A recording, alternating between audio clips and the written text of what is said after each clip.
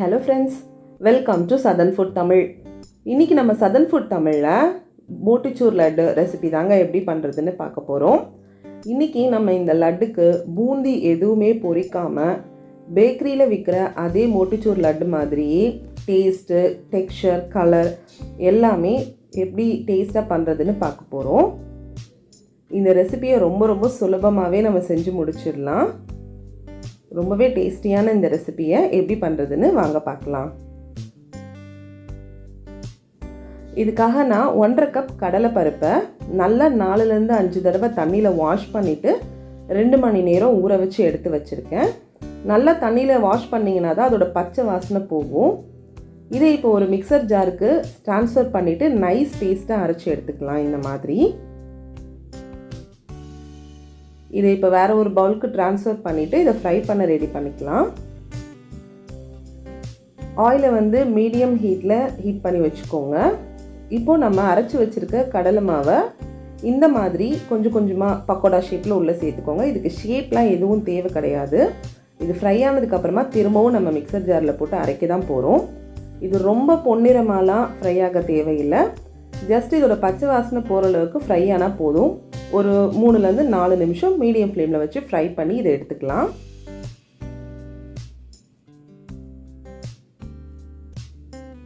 இந்த மாதிரி மீதி இருக்க எல்லாத்தையுமே ஃப்ரை பண்ணி எடுத்துக்கலாம்.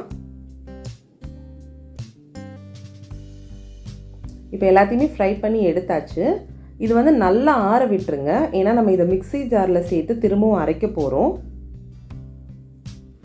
இது நல்லா ஆறுனதுக்கு அப்புறமா மிக்சர் ஜாரில் சேர்த்துட்டு இது கொஞ்சம் கொரன்னு இருக்கிற மாதிரி அரைச்சி எடுத்துக்கோங்க. ரொம்ப நைஸாக அரைக்கக்கூடாது.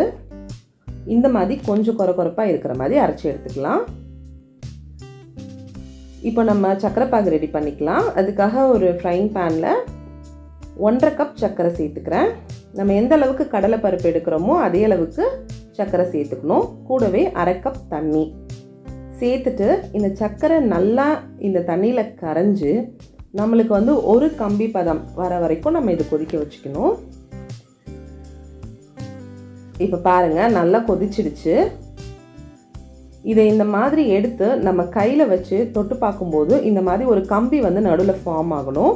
இதுதான் கரெக்டான கன்சிஸ்டன்சி. இது வந்ததுக்கப்புறமா இதில் நான் ஆரஞ்சு ஃபுட் கலர் ஆட் பண்ணிக்கிறேன். நம்மளுக்கு கடையில் விற்கிற மோட்டிச்சூர் லட்டு வந்து பார்த்திங்கன்னா ஆரஞ்சு கலரில் நல்லா கலர்ஃபுல்லாக இருக்கும். அதுக்காக தான் நான் ஆட் பண்ணியிருக்கேன். உங்களுக்கு கலர் தேவையில்லைன்னு நினச்சிங்கன்னா ஸ்கிப் பண்ணிக்கோங்க. இப்போ இது கூட நம்ம அரைச்சி எடுத்து வச்சுருக்க அந்த கடலை மாவை சேர்த்துடலாம். சேர்த்துட்டு நல்லா மிக்ஸ் பண்ணி விடுங்க. இந்த மாவு வந்து நல்லா நம்ம அந்த சர்க்கரை சிரப்பை வந்து நல்லா உறிஞ்சிக்கணும். நல்லா கலந்து விட்டுருங்க. இந்த மாதிரி நல்லா லோ ஃப்ளேம்லேயே வச்சு கலந்து விடுங்க. இப்போ நல்லா மிக்ஸ் பண்ணியாச்சு. இப்போ ஒரு தட்கா பேன் வச்சுக்கோங்க. அதில் 2 டீஸ்பூன் நெய் சேர்த்துக்கலாம். நெய் உருகுனதும் இதில் கொஞ்சமாக முந்திரி பருப்பு சேர்த்துட்டு இது நல்லா கோல்டன் ப்ரௌன் கலரில் வர வரைக்கும் ஃப்ரை பண்ணிக்கலாம். முந்திரி ஃப்ரை ஆனதும் இதில் கொஞ்சமாக உலர் திராட்சைகள் சேர்த்துக்கலாம். இந்த திராட்சை நல்லா பலூன் மாதிரி வீங்கி வர வரைக்கும் ஃப்ரை பண்ணிக்கலாம். இப்போ பாருங்கள், முந்திரி திராட்சை நல்லா வறுபட்டுடுச்சு. இதை நம்ம இந்த லட்டு மாவு பொடி இருக்கு இல்லையா, அது கூட சேர்த்துக்கலாம். சேர்த்துட்டு நல்லா மிக்ஸ் பண்ணி விட்டுருங்க. அந்த நெய்யோடவே உள்ளே சேர்த்துக்கோங்க. ரொம்ப டேஸ்டியாக இருக்கும்.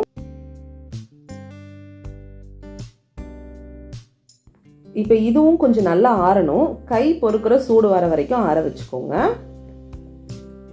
இப்போ பாருங்கள், நல்லா ஆறிடுச்சு. நம்ம கையில் வந்து எண்ணெய் அப்படி இல்லைன்னா நெய் அப்ளை பண்ணிவிட்டு இந்த மாதிரி லட்டு வந்து உருட்ட ஆரம்பிச்சிருங்க. உங்களுக்கு எந்த சின்னதாக பெருசாக எந்த அளவுக்கு வேணுமோ அந்த அளவுக்கு மாவு எடுத்து இந்த மாதிரி லட்டு பிடிச்சிக்கோங்க.